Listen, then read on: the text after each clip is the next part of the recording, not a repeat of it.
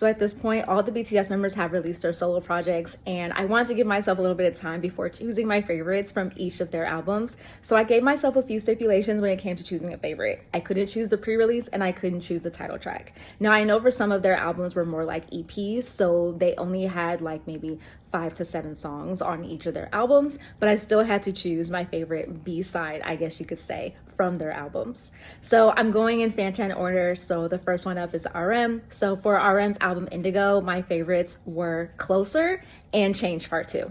For Right Place, Wrong Person, my favorite track was Nuts. Now on to Jin. For Jin's Happy, my favorite track was Heart on the Window featuring Wendy.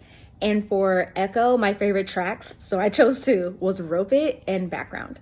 When it came to Yoongi, my favorite track for D-Day was Huh and also SDL.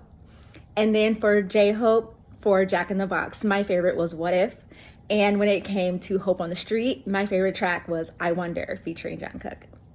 When it came to Jimin, for Face, my favorite track was Alone. And for Muse, my favorite track was Slow Dance featuring Sophia Carson.